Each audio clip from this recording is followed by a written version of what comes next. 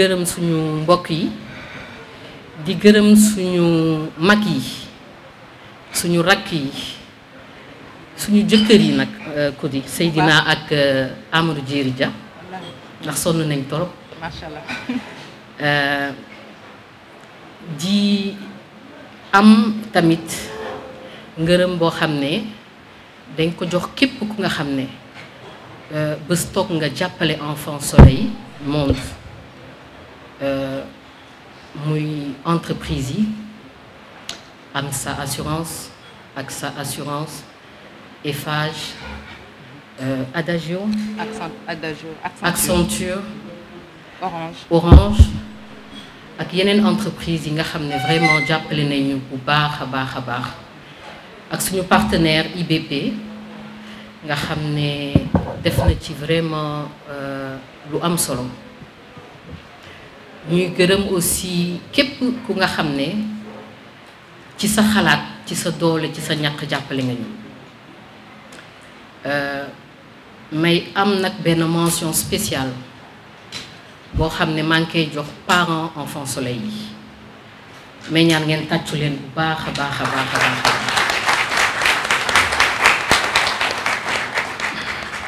donc parents Enfant Soleil yi dañu di ay waajur yu nga xam ne dañu bokk ci association boo xam ne ku di dañ ko créé woon 2020 ñu nekkoon 3 parents tey ñi ngi am 2 téeméeri parents ak 2 fukk yoo xam ne ñu ngi ci association bi ñu créé ko woon ndax ba ñu amee suñu doom yi am waylaago dañu gis ne que ñu ñu leen di toppatoowee ci dëkk bi am na lu ci des ñu bëggit lu nga xam ne social bu nga xam ne day am qualité xas social bu nga xam ne dañuy def rek pour def lépp ñu yéene suñu doom yi màkku di yéene nañ ko doomu réew mi donc ñu demoon ci mu nekk benn rêve bu am solo bu ñu amoon ñu toog liggéey ko ànd ceeg ay nit yoo xam ne amuñu sax amaana doom bu am way laago mais ñu ci dem bu baax a baax a baax ñu leen di jaajëfal aussi ñuy dem ba benn jour ñu xam ne ñun tamit ndimbal na ca fekk loxol borom ñu créer benn centre boo xam ne lépp li nga xam ne maag yow ñu ngi ko doon mbébét ñu ne dañ ko fay def pour donner l'exemple muy la Maison Jaune Maison Jaune nag benn centre la boo xam ne ku di daf ma mus a wax bés ma ne ko ku di li ñu bëgg nii day metti de mun ma nañ teg basang rek bu ñu xamee ne fii seen kër la sax gañe nañ ñu ciy dem jël suñu fonds propre di ci liggéey ay nit di ñu jàppale bu baax a baax may remercier nag Magay Kebe suñu entrepreneur dafa dem ba ci digg bi ne bu leen ma fayati ma lay jaajëfal Magay ñuy dem commencer war a wane suñuy preuve parce que dañu gis ne que muy état bi muy entreprise yi dañuy xaw a ragal tuuti association yi parce que dañuy bëgg exemple dañuy bëgg gis loo xam ne leer na ni lu dëgër la donc ñu commencer defal ko suñu bopp ñu ciy dem suñu borom di ñu ci jàppale ba tey ñu mën toog fii sant yàlla di ko célébrer à Malika te ndimbal ji arrêté gul ba tey ñu leen ci sant ba tey ñu ciy dem màkku di nag yéen a ngi jàkkaarloog ñoo xam ne xeex gii dañ ko def suñu xeexu àdduna ñun dañu ne xale bi nekk Sédhiou walla Ndar mi ngi ñuy xaar parce que nag lu ñu naan dispositif élitiste bu amee waylaago Sénégal il faut nga am xaalis pour mën ko faj ñun nag loolu la ñu bëgg a xeex dafa am ay nit yu nga xam ne il faut ma gërëm leen de vive voix joxe seen ay tur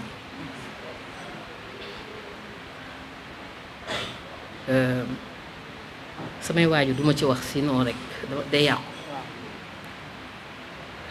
ndey mi ana nga ana ndey ndey ndey ana mbore mbore mi mooy Maxu papi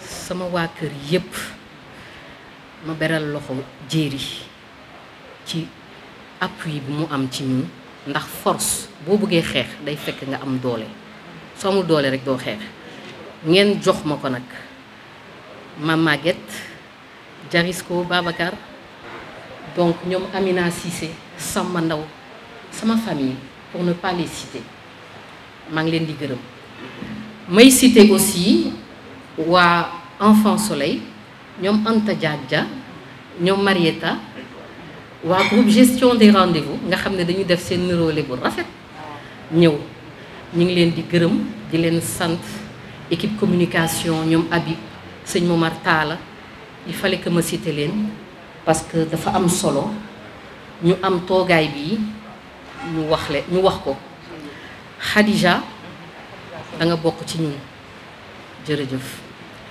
mais jeexal rek wax ji di gërëm soxna Marème Ndoye suñu rakk ji parce que on s'est rendu compte qu'il y avait beaucoup de parents qui n'avaient même pas les moyens pour dem liggéey ji ñu créé GIE les Mamans Soleil ñuy def nag les meilleurs savons du Sénégal ñoo dàq araw tamit Sénégal caakri moom laaj leen ndeyam ni ak Mbore ñoom chaque jour ñu commandé madame Tall maa ngi lay nuyu bu baax a baax ak ça merci beaucoup madame Doré aussi bu am ça jërëjëf.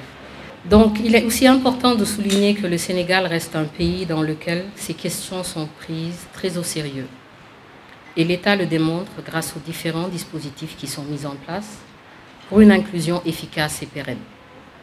Nous avons donc la chance d'avoir un État responsable qui mesure l'importance des problèmes liés à la prise en charge des personnes en situation de handicap, mais le chantier est vaste.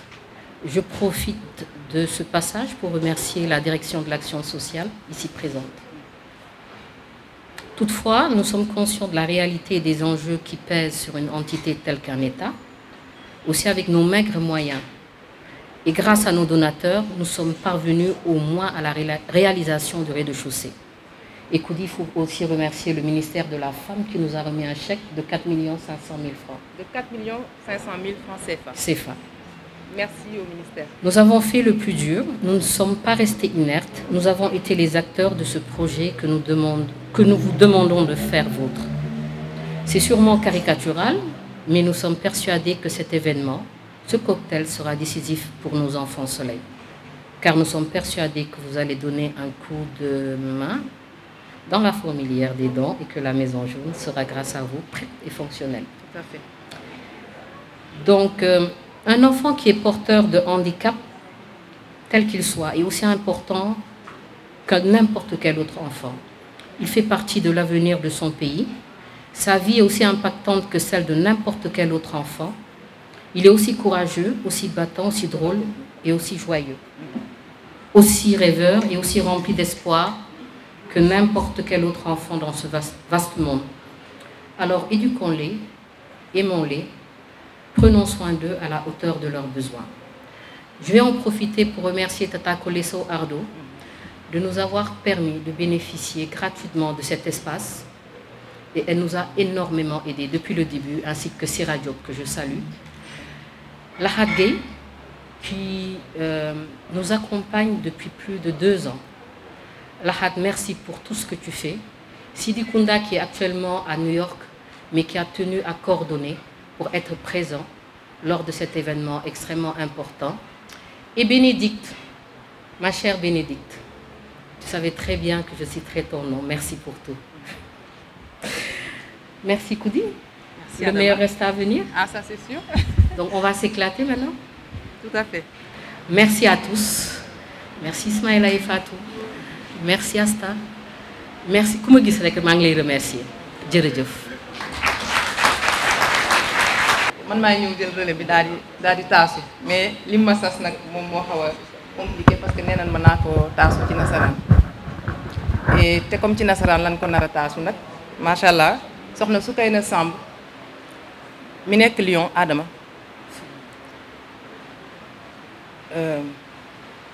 moo toog vraiment bindal ñu benn discours bu am solo boo xamante ne je tenais absolument à ne pas modifier même une petite virgule ci li mu bind parce que lu am importance la dafa di koo xamante ne mi ngi ñuy accompagner depuis le début du projet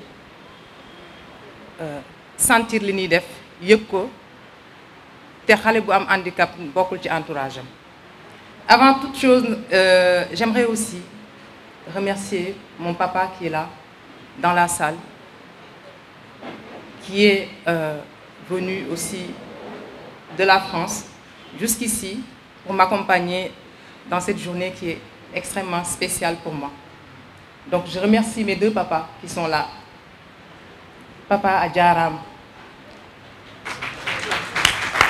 Papa Adjaram. Papa Balla Adjaram. Donc voilà. Ça c'est mon papa chéri. Je remercie également mes frères, Oumar Dia, donc qui a tout fait pour qu'on puisse acquérir un petit bout de quelque chose. Omar, merci beaucoup. Merci pour tout. Dave. Donc quand je dis Dave, Adama, Enfant Soleil, groupe Rendez-vous, groupe Maman Yep, toutes les mamans Soleil savent c'est qui Dave. Donc je ne sais pas s'il est dans la salle ou pas, mais en tout cas, on le remercie de tout cœur avec tout ce qu'il fait. Et je remercie toute ma famille, tous mes beaux-frères qui sont là, Jack, Djeredjeuf. Je remercie toute l'équipe médicale investie. Oban, merci beaucoup. Merci pour tout ce que tu fais. À partir d'ici, tu chapeautes les personnes qui doivent venir nous soutenir dans le projet. C'est des personnes qui ne sont pas des Sénégalais. C'est aussi important de le mentionner parce que ce projet est vraiment international. Donc là, merci à toute personne qui s'est déplacée pour venir nous soutenir aujourd'hui, pour la continuité de cette Maison Jaune, pour le projet que nous avons, pour la vision que nous avons pour nos enfants Soleil. Aujourd'hui est une journée extrêmement mémorable pour nous, donc le 27 mai. Enfants Soleil est une association née il y a 3 ans avec une histoire atypique particulière. La naissance d'un combat, mais aussi celle d'une sororité. Au-delà de tout, la naissance d'une grande famille. Tout part d'un constat et d'un désarroi, mais surtout d'une expérience marquante, celle d'avoir eu un enfant porteur d'un handicap et qui bénéficie d'une prise en charge exceptionnelle en France en comparaison à d'autres. Peut-être une manière d'être reconnaissant et de rendre à la vie ce qu'elle nous a donné. Bref, une ambition qui va croiser la détermination, l'engagement, l'empathie et le courage d'une grande dame qui voulait la même chose, Adama Ndao. Enfants Soleil France voit le jour dans l'optique de venir en renfort à Enfants Soleil Sénégal pour assister à la naissance des Enfants Soleil, Belgique, Canada, Italie, Bamako, Yaoundé, Chine, partout dans le monde. L'objectif est commun, construire la Maison Jaune, mais je dirais plutôt construire des maisons jaunes. Cette maison qui est destinée à accueillir les enfants trisomiques ou porteurs de troubles autistiques. Une maison qui sera un pied-à-terre pour les parents aidants, un endroit qui pourra permettre à l'ensemble du corps médical et paramédical de prodiguer aux enfants Soleil des soins nécessaires. Grâce à ce combat, nous avons eu l'opportunité d'acquérir plusieurs expériences concernant les différentes situations vécues par les familles autour de toutes les questions liées au handicap.